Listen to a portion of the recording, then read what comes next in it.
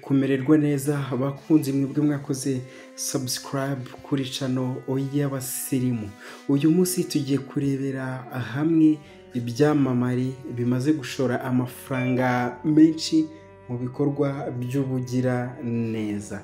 Ni mu gihe isi ikomeje guhangana n'ibibazo by'ubukene, uburwayi, ibyorezo ndetse n'uburezi budahagije ndetse n'ibindi bibazo byugarije sosiyete. Hari abantu bafite amazina akomeye cyane ku rwego mpuzamahanga bashyira ingufu mu gufasha abandi binyuze mu gikorwa by'ubugiraneza. Ibyamamare bikomeye ku isi rero bikomeje gushora amafaranga menshi mu bikorwa bigamije guhindura ubuzima bwa benshi, babinyujije mu gushinga imiryango yabo itanga ubufasha, inkunga zitangwa binyuze mu bafatanyabikorwa ndetse no mu yindi mishinga bwite iteza imbere imibereho myiza y'abaturage.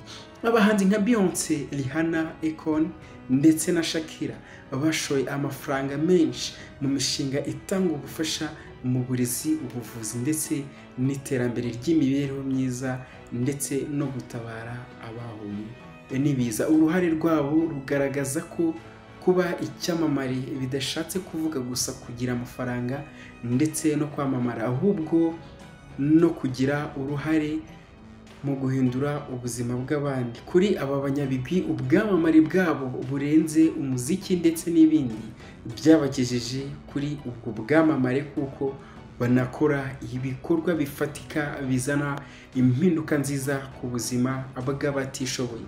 Dore rero urutonde rw'ibyamamare 10 bikoresha ubutunzi bwabyo mu guhindura ubuzima bwa benshi. Beyonce twakunze kumumenya mu kigo cyitwa Bio Good Foundation.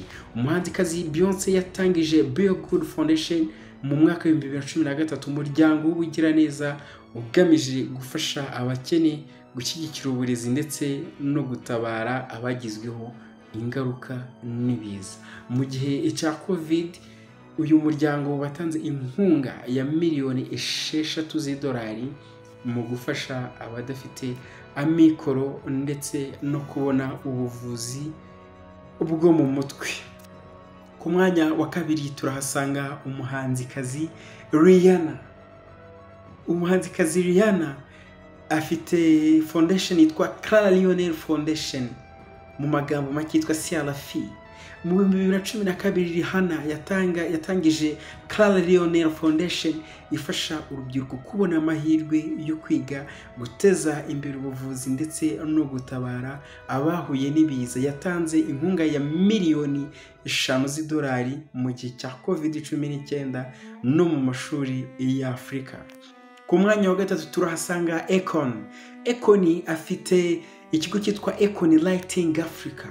Akon yatangije Akon Lighting Africa mu mwaka wa 2014, umushinga wagejeje amashanyarazi ku miryango irenga 600,000 mu bihugu 25 bya Afurika. Yashyizeho kandi Akon Crypto City, umushinga ugamije guteza imbere ubukungu bwa Afurika binyuze mu ikoresha ry'amafaranga y'ikoranabuhanga dukunze kwita cryptocurrency. Uyu muhanzi kandi yatangije gahunda yo gufasha urubyiruko rwa Afurika kubona amahugurwa mu birebana n'ingufu z'amashanyarazi akomoka ku mirasire y'izuba kugira ngo hashakwe ibisubizo birambye ku kibazo cy'amashanyarazi muri Afurika.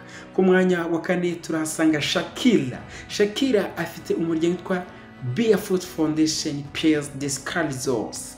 Uyu Shakira ni umuhanzikazi ukomoka muri Colombia, n'umwe mu bafite ibikorwa by'ubugiraneza bikomeye kuzana impinduka zikomeye mu buzima bw'abatuye isi. Mu mwaka wa 1997 yatangije umuryango we Pies Descalzos Foundation cyangwa se Barefoot Foundation, ugamije gufasha abana bo mu miryango ikennye kubona uburezi bufite ireme. Uyu muryango wamaze kubaka amashuri arenga 6 muri Colombia, utanga uburezi ku banyeshuri barenga 4,000, kandi Shakira akomeje gukangurira abaterankunga gufasha abana batishoboye kubona uburezi ku rwego mpuzamahanga.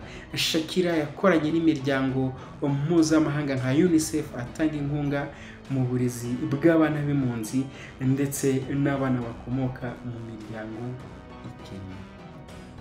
Ku mwanya wa gatanu turasanga Angelina Jolie ufite Jolie Pitt Foundation. Angelina Jolie ni umwe mu bagira uruhare rukomeye cyane mu bikorwa byo gufasha impunzi ndetse n'abana b'imfubyi. Yatangije Jolie Pitt Foundation ikorana na UNHCR mu gutabara impunzi. Yatanze miliyoni 100 z'amadolari mu gufasha impunzi zo muri Syria, Sudani y'Epfo ndetse na Afghanistan. Jolie Pitt Foundation yashinzwe mu 2006 na Angelina Jolie na Brad Pitt igamije gushyigikira ibikorwa by'ubugiraneza ku isi hose. Iyi fondasiyo yatanze inkunga ku mishinga itandukanye harimo n'inkunga y'amadolari 333 yahawe SOS Children's Village, umuryango uharanira uburenganzira bw'abana. Ku mwanya wa gatandatu turahasanga Oprah Winfrey. Oprah Winfrey Foundation. Oprah Winfrey ni umwe mu bagore b'ibyamamare bafite ibikorwa bikomeye by'ubugiraneza ku isi. Yashinze imiryango ibiri ifasha abatishoboye. Oprah Winfrey Foundation yashinzwe mu 1987 na Oprah Winfrey Charitable Foundation OSF. Iyi mishinga yombi ifite intego yo guteza imbere uburezi, guteza imbere abagore n'abakobwa ndetse no gufasha abatishoboye kubona serivisi z'ubuzima n'imibereho myiza. Ku mwanya wa karindwi turahasanga ikirangirire muri ruhago Cristiano Ronaldo, CR7 Foundations. Umukinnyi w'umupira w'amaguru Cristiano Ronaldo Donaveiro nawe akunze kugaragara mu bikorwa by'ubugiraneza. Yatanze miliyoni 1.5 y'idolari afasha impunzi za Palestine, atanga amaraso buri gihe ndetse afasha ibitaro bitandukanye kwita ku bana barwaye indwara ya kanseri. CR7 Foundation ni umuryango washinzwe na Cristiano Ronaldo ugamije gufasha abatishoboye cyane cyane mu burezi ndetse n'ubuvuzi, ufatanya n'imiryango nka UNICEF na Save the Children mu guteza imbere uburezi.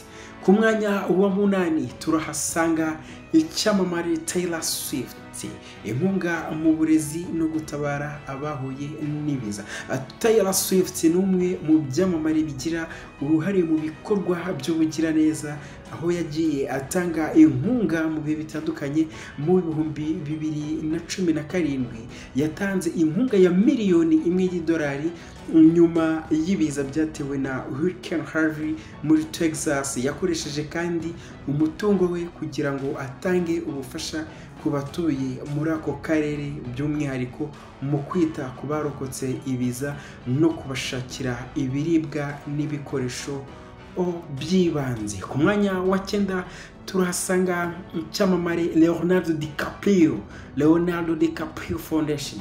Leonardo DiCaprio azwi cyane mu bikorwa byo kurengera ibidukikije. Yatangaje Leonardo DiCaprio Foundation yatanzemo miliyoni 100 z'amadolari y'Amerika mu bikorwa byo kurengera amashyamba, inyanja n'ibindi. Leonardo DiCaprio Foundation rero cyangwa se RDF ni umuryango ugamije kurengera ibidukikije no guharanira impinduka mu bijyanye n'imiterere y'isi, n'umuryango wagiyeho mu 1998 ugamije kurwanya ibibazo bihangayikishije isi nk'ihindagurika ry'ibihe. Ku mwanya wa 10 turahasanga icyamamare muri muzika The Weeknd. Inkunga mu bikorwa by'ubuvuzi n'imfashanyo.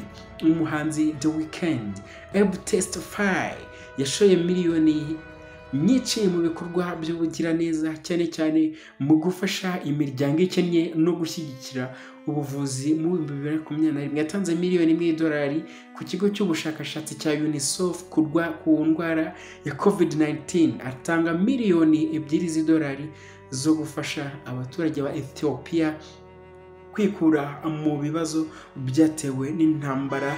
Yongeyeho gutanga inkunga igera kuri miliyoni 3 z'idolari muri gahunda zo kurwanya inzara no gufasha impunzi. Turagushimiye wabanye natwe dutangira iyi nkuru kugera irangiye. Se wowe ni ikihe cyamamare waba uzi mu bikorwa by'urukundo kitari muri uru rutonde?